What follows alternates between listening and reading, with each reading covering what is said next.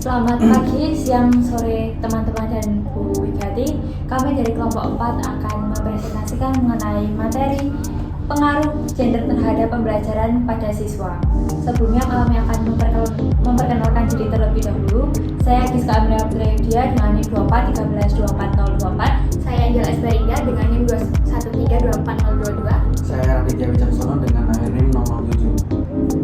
Baik, ini adalah topik pembahasan kita pada materi kali ini. Yang pertama ada pendidikan multikulturalisme, yang kedua pengertian gender, ketiga perbedaan seks dan gender, keempat keadilan gender, kelima pengaruh gender terhadap pembelajaran, keenam dari loss of voice, yang ketujuh kekuatan laki-laki dan perempuan, yang kedelapan perbandingan gaya dan hasil belajar, yang kesembilan bias gender dalam interaksi, yang kesepuluh kesimpulan. Berikut pendidikan multikulturalisme dari James L. Banks dan Nieto.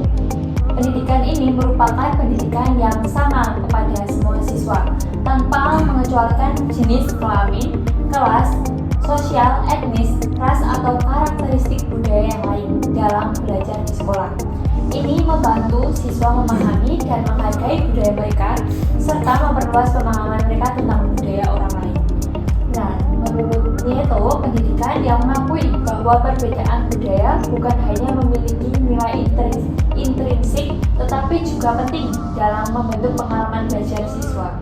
Nieto menekankan pentingnya pendidikan multikulturalisme dalam membantu siswa memahami dan menghargai perbedaan budaya, serta mengembangkan kepekaan dan kesadaran intelektual. Selanjutnya, pengertian gender dari John W. Sandrock. Gender merupakan karakteristik sosial, kultural, dan psikologis dari laki-laki dan perempuan. Sandrock menekankan bahwa gender bukan hanya soal biologis, melainkan dinamis sosial yang dibentuk oleh lingkungan, budaya, dan struktur masyarakat. Pengertian gender dari Anne Oakley.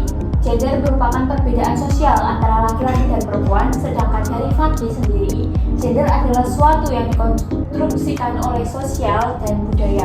Artinya, peran laki-laki dan perempuan bisa berbeda tergantung lingkungan. Hal ini kemudian mempengaruhi bagaimana siswa itu bersikap di dalam lingkungan sekolah. Selanjutnya, perbedaan seks dan gender. Seks merupakan jenis kelamin. Faktor biologisnya, perbedaan kromosom, posisi kimia, hormon, dan autonomi reproduksi.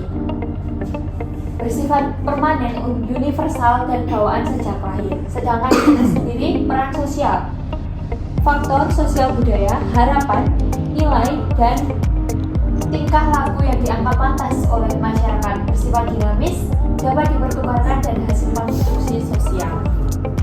Selanjutnya, ketidakadilan gender. Pelakuan yang tidak adil terhadap seseorang berdasarkan gendernya. Stereotip, pelabelan atau anggapan tertentu terhadap laki-laki dan perempuan. Contohnya, laki-laki itu dianggap paling kuat daripada perempuan. Lalu ada subordinasi, anggapan bahwa salah satu gender lebih rendah atau kurang penting. Contohnya, perempuan itu dianggap tidak bisa melanjutkan pendidikan karena setelah melakukan pendidikan yang tinggi, dia juga langsung berada di rumah menjadi ibu rumah tangga. Selanjutnya ada marginalisasi, proses peminggiran atau tidak diberikan kesempatan yang sama. Yang keempat, beban ganda biasanya dialami ketika seseorang memiliki tanggung jawab lebih banyak karena gendernya. Contohnya kalau perempuan itu ketika dia sekolah lebih tinggi, dia akan mempunyai tanggung jawab atas pekerjaan di rumah dan atas tanggung jawab di perguruan tingginya. Oke, selanjutnya pengaruh gender terhadap pembelajaran. Pertama itu ada partisipasi siswa dalam kelas. Nah, ini Snowman dan Mikron itu menjelaskan bahwa terdapat perbedaan pola partisipasi antara siswa dan laki-laki dan perempuan.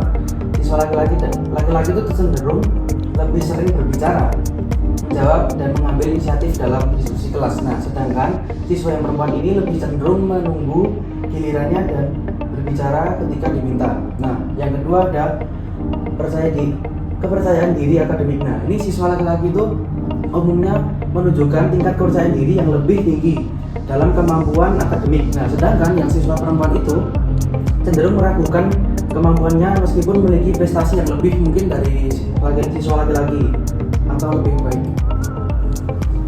Nah, selanjutnya ada pola interaksi dalam pembelajaran. Nah, ini ya. Pertama, Desmomen dan lagi menunjukkan bahwa interaksi sosial siswa juga dipengaruhi oleh gender. Nah, siswa laki-laki lebih cenderung bersifat kompetitif dan dominan, sedangkan siswa perempuan itu lebih kooperatif dan mendukung kerjasama. Nah, yang keempat adalah perlakuan dan ekspresi guru. Nah, guru seringkali secara tidak sadar memberikan perhatian, respon, dan ekspektasi yang berbeda kepada siswanya berdasarkan gender. Nah, misalnya seperti guru itu lebih sering berinteraksi dengan siswa laki-laki atau lebih memiliki harapan kepada siswa yang perempuan. Nah, sekarang kita masuk ke dalam teori, yaitu teori loss of voice. Teori ini berasal dari Carol Gilligan. Yaitu teori anak perempuan cenderung menekan kepribadian dan keyakinan asli mereka demi menyenangkan orang lain saat beranjak dewasa. Nah, teori ini menjelaskan fenomena psikologis di mana siswa, khususnya perempuan, itu menginjak usia remaja cenderung menghubungkan pendapat atau keyakinan asli mereka. Nah, hal ini dilakukan demi menjaga harmoni sosial atau menyenangkan orang lain agar tetap diterima di lingkungannya. Nah, hubungannya dengan pembelajaran itu apa? Pertama, partisipasi pasif. Nah, siswa perempuan mungkin terlihat kurang efektif di kelas bukan karena tidak paham, melainkan karena mereka tuh merasa beban mental untuk selalu terlihat sopan atau tidak ingin mendominasi di depan kelas atau di depan lawan jenis. Yang kedua ada kejujuran intelektual. Nah, ini berdasarkan temuan Carter, itu siswa tuh merasa paling berani dan jujur hanya saat berada di kelompok yang sama jenis atau seperti laki-laki berani pada laki-laki, perempuan pada perempuan. Nah, dalam kelas campuran mereka seringkali melakukan sensor diri terhadap ide-ide kritis mereka. Jadi kayak seperti tidak ingin memunculkan ide-ide kritis yang pada lawan jenis. Yang ketiga ada hambatan potensi. Nah, ketika siswa menekan suaranya, mereka tidak sepenuhnya tuh terlibat dalam proses berpikir kritis. Akibatnya potensi akademik mereka itu sudah terekspresikan secara maksimal dan menjadi publik kelas.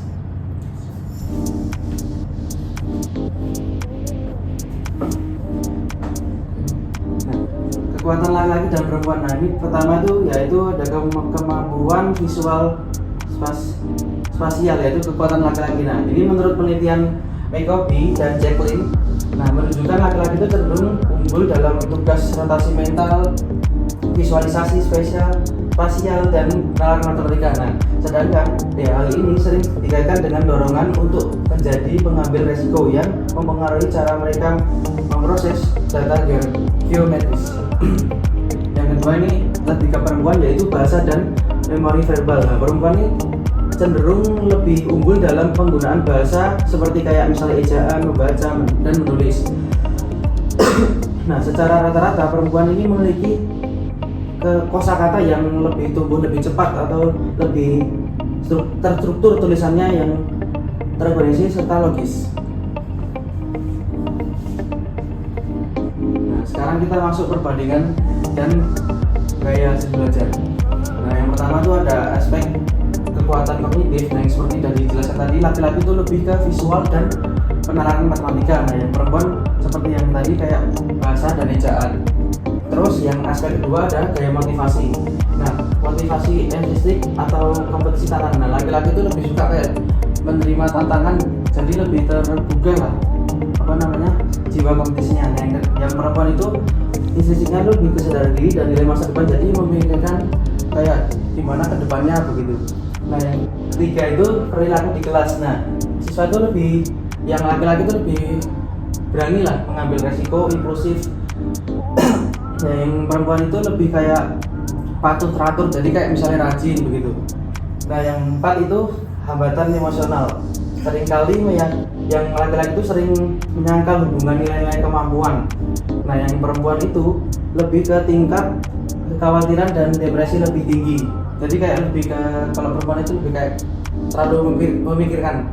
Nah yang kelima itu disiplin diri. Nah yang aspek kelima disiplin diri. Nah laki-laki ini lebih cenderung lebih rendah lah. Jadi kayak kurang disiplin dalam misalnya menjalani, kayak misalnya dia itu lebih suka kepada tantangan. Nah yang perempuan itu lebih tinggi karena dia kan bisa dilihat dari kayak misalnya aspek kognitifnya kan bahasa dari Jaan. Nah itu kan bisa digabungkan dengan gaya motivasi, yaitu memberikan masa depan. Nah berikutnya ada anggapan bahwa GPA perempuan itu lebih tinggi daripada laki-laki. Nah di sini ada penelitian menurut Duckworth dan Seligman pada tahun 2006 menemukan bahwa perempuan mendapatkan nilai tinggi bukan karena IQ, melainkan karena disiplin tinggi perempuan itu lebih tinggi daripada laki-laki. Nah, siswa perempuan itu cenderung lebih tekun dan mengerjakan tugas rutin. Selain itu memiliki inisiatif belajar lebih tinggi di luar jam sekolah dibandingkan anak laki-laki. Lalu di sini ada bias gender dalam interaksi. Yang pertama adalah spontanitas, di mana guru cenderung lebih menerima jawaban spontan dari murid laki-laki, sementara perempuan diminta untuk mengangkat tangan terlebih dahulu. Lalu ada umpan balik, di mana laki-laki lebih banyak menerima feedback dalam, sedangkan perempuan sering hanya diberikan respon singkat. Lalu ada hukuman, di mana laki-laki itu dihukum lebih berat daripada perempuan untuk pelanggaran yang sama karena ekspektasi perilakunya lebih rendah. Lalu di sini ada upaya keadilan gender. Yang pertama yaitu ada aktivitas hands-on atau pembelajaran praktik langsung atau sambil melakukan. Misalnya aja dengan melakukan proses pembelajaran PJBL ataupun problem based learning. Kemudian ada cooperative learning, di mana belajar kelompok secara gotong royong untuk mengurangi persaingan tidak sehat antar gender. Kemudian ada mendobrak stereotip, di mana menghapus cap negatif atau mematahkan anggapan kuno, di mana anggapan kuno di perempuan tidak bisa untuk belajar lebih tinggi. Nah itu harus dipatahkan. Kemudian yang terakhir ada monitor interaksi verbal, di mana mengatur giliran bicara secara adil. Nah untuk kesimpulannya, gender memiliki peran dalam proses pembelajaran, di mana perbedaan antara laki-laki dan perempuan tidak hanya dipengaruhi oleh faktor biologis, tapi juga oleh lingkungan sosial maupun budaya. Lalu hal ini ada dalam cara siswa berprestasi, kemudian tingkat kepercayaan diri, pola interaksi, hingga pencapaian belajar di kelas. Meski begitu, perbedaan tersebut tidak seharusnya menimbulkan perlakuan yang tidak setara. Nah, bias dan stereotip gender yang masih muncul dalam pembelajaran dapat membatasi perkembangan potensi pada siswa. Karena itu, guru perlu menciptakan suasana belajar yang adil, inklusif, dan menghargai setiap individu tanpa membedakan gender antara laki-laki dan juga perempuan. Lalu melakukan penerapan pendidikan multikultural dan pemahaman tentang kesetaraan gender. Lalu pembelajaran dapat berlangsung secara lebih efektif sehingga setiap siswa memiliki peluang yang sama untuk berkembang secara optimal.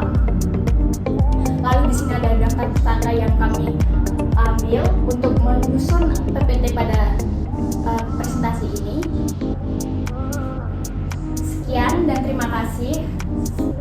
Semoga pembelajaran yang kami sampaikan bisa diterima dan diterapkan di kehidupan nyata. Terima kasih.